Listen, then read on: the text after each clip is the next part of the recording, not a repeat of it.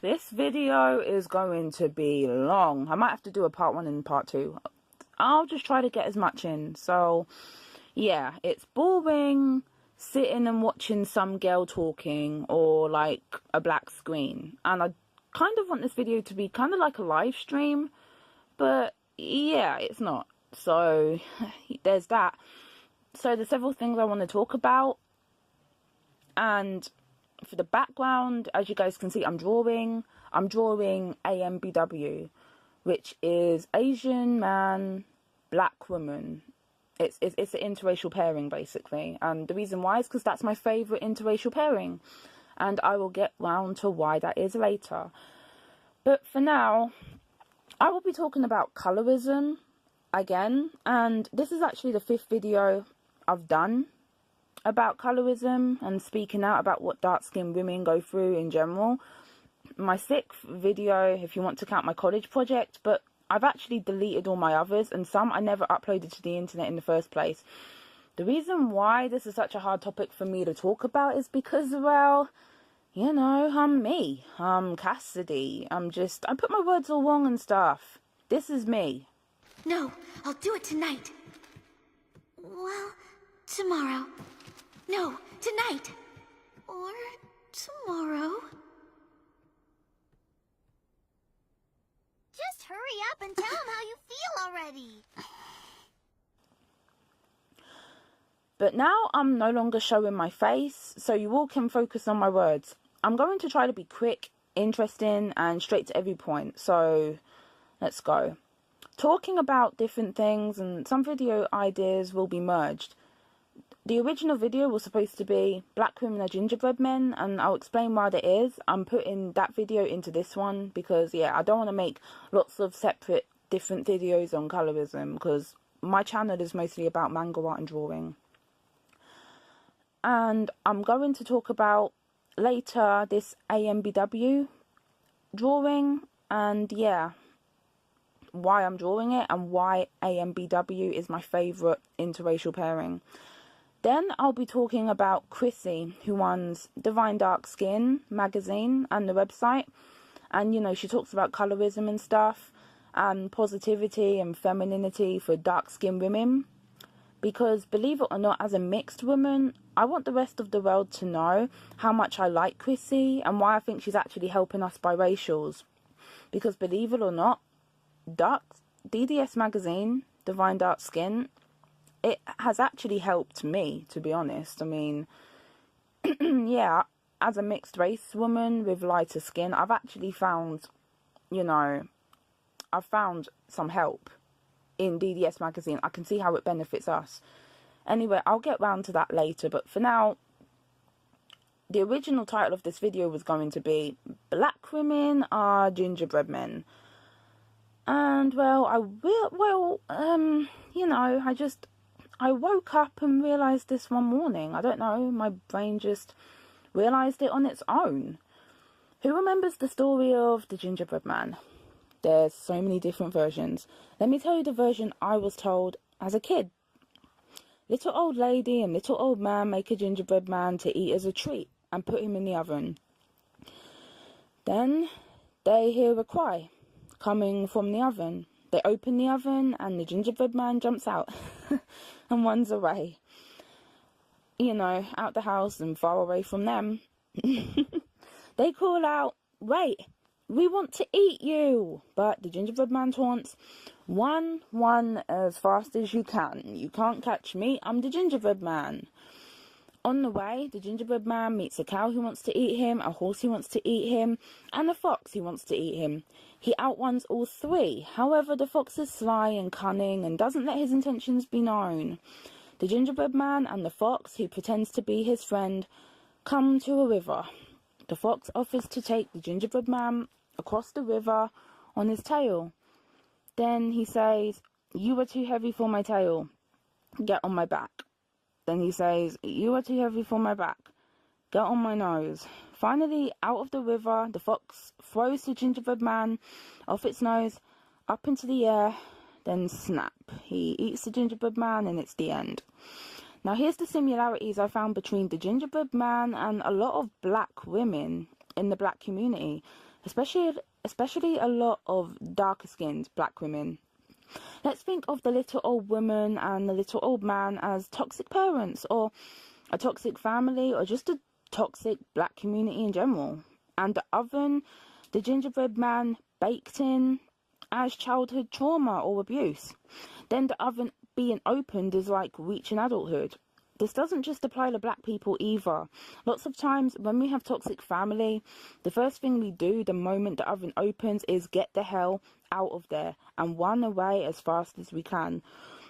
Like the gingerbread man when he got his tasty little ass out of the oven and out of that house. The little old man and woman chasing the gingerbread man can be looked at as narcissistic stalking, as they aren't ready to give up on their food or their narcissistic supply. I hope you can bear with me. If you know why narcissists stalk, they abuse, they stalk, and, you know, they stalk when people get away from them and they've lost power and shit. So the other farm animals chasing the gingerbread man or you and wanting to eat you too can be viewed as the flying monkeys or the victims of the narcissist smear campaigns. Then finally the gingerbread man meets the handsome, sly fox, who can be viewed as the no-good black men in the black community. The ones that should be avoided, and the gingerbread man can outrun and get away from the fox, and did until he let the fox trick him and gain his trust. Next, what did the fox do? The fox and the gingerbread man come to a river, which could be like an obstacle in life, a problem. You've got to be smart enough to figure out how to cross every river by yourself, black women. Don't rely on others to help you with your problems unless you know they can be trusted. Next, the fox told the gingerbread man to get on its tail so he could ride it across the river. This could be viewed as this specific bad black dude asking the black women to date him. Then he pushes a boundary by saying the gingerbread man or the black woman is too heavy for his tail now, which means dating is no longer enough, and asks her to get on his back. Getting on his back is the dude asking the woman to move in with him, or the other way around. Basically, they are moving in together. Then finally, he, the fox, pushes another boundary and asks the gingerbread man, basically the black woman, to get on his nose, which is the most dangerous place. Jumping on the nose is in fact the unprotected sex that could get you pregnant or give you diseases.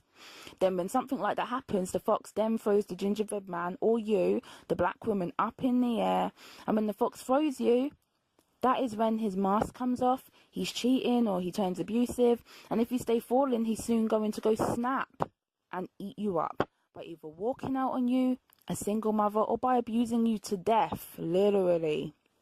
Now, I'm not saying all black men are bad, evil foxes, but you know, the breaching of boundaries is when the fox says, get on my tail, then get on my back, then on my nose. The gingerbread man should have refused the fox's help altogether, ran away from the fox in which he could, and found some other way by himself to cross the river. Or said, nope, I'm out. The moment the fox said, you are now too heavy for my tail, get on my back. Do you guys see what I'm trying to say? I hope so. My throat hurts. Aww. Now back to narcissism. I've been researching narcissism and how they think, their antics, and different people's stories these last few days. Every time I watch one of Chrissy's videos, I love her by the way, I keep saying that, I scroll into her comment section to find her black female followers asking, what do these black men want from us? Some of them are narcissists, some of them are sexist, and some of them are misogynists. They want their supply. They want black women to be there to abuse and feed off of for their own internal validation.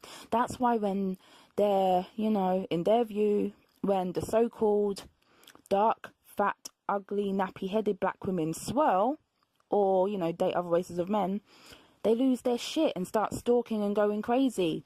Narcissists and sexist men can't take being rejected, being ignored, being abandoned by so-called worthless women, unless they do it first because they see themselves as better with more whites. I'm not joking, and logic doesn't exist to a narcissist because their feelings are how they think.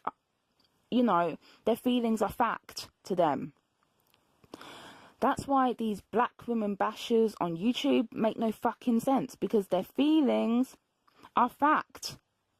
And please don't ask me how we should help these poor Negroes, because helping or curing them is not your priority, black women, so don't make it. Yeah, I keep seeing black women online being gingerbread men that aren't wanting. My latest example is with that Chili from TLC. This is quite an old story now, but it's what she came out and recently said.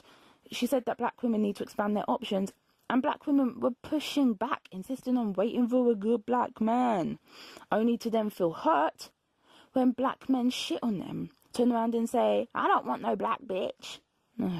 Please.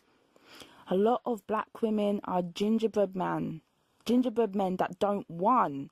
Instead, they stand there and let themselves get eaten over and over again by everyone. The old couple, the farm animals, and the foxes, and every other animal out there that exists. And then they complain about it. Some don't even want out the oven when it opens, and they let the old couple, aka their toxic families, and the men they meet, eat them. I'm talking about this once again because even though I'm safe from colorism, even though it doesn't affect me, I keep seeing it, because the women and girls that look like me benefit from it. But that doesn't mean I don't have empathy, okay? I'm sick of seeing it devour my dark and beautiful sisters when the power is literally in their hands. It's just, black women, the power is in your hands. You have all of it. Like, there isn't really much the beneficiaries of colorism can do to dismantle it. I mean, I am trying to give you more promotion, and I am trying to speak out about it against you, but there's only so much I can do. So, I'm going to be an ally, and I'm going to convince you to 1-1 as fast as you can. Date out. Date all races of men. Find a good man. And they do exist. Black, Chinese, white. Colour does not matter. Being good matters. This sentence is from my mum. And if you have your heart set on a black man, then there's millions in Africa who aren't anything like the bashers on YouTube and hold pride in their blackness. I mean, seriously, you're going to be waiting until you're 40, 50 to get married to some man with tubes in his neck in a mental home. If you try to hold out for a black man for that long, because you've got options, black women.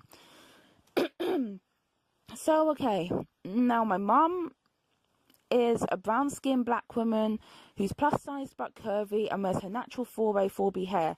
She wears wigs to protect it sometimes, and she's very feminine and loves dressing up, wearing nice, bright, colourful clothes, and has great fashion sense. I never noticed it before, but I've started noticing other black women stare at her with dirty looks. Mum doesn't let it bother her in the slightest. Her skin is way thicker than most people I know. That's another reason why I came out for the 5th time with another video on this shit. Because I'm not taking this one down either, I promise. The final reason why I'm doing this video for the 5th bloody time is because it was months ago now. But my mum randomly told me in Tesco's, mind you, a little story on this topic. When I was very little, like newborn to 2 years old, my mum used to push me, around in a stroller. Here in the UK, we call those buggies. Anyway, she told me about how random black men on the street would look down at me in the buggy, then angrily mock her about why she couldn't find a black man to have me with. Oh, simple. My mum has a preference for tall men with long hair. Actually, she told me she likes black men too, but how many have long hair? Okay, all those with long hair can apply here before my mum starts auditions for her next husband. Only joking. But she also said that black men in general never seemed that interested in her. They would look at her but never really come and chat to her in nightclubs when she was young. She thinks it's how she talks. My mum kind of sounds like a little girl, and she's raceless until you see her. So black women, everyone's telling you, Chrissy is telling you, Lovely T is telling you, and Colorism from Beyond Black and White, Chris Miller, so many Chris's, only joking, but they're all telling you, one as fast as you can. They won't catch you if you don't let them.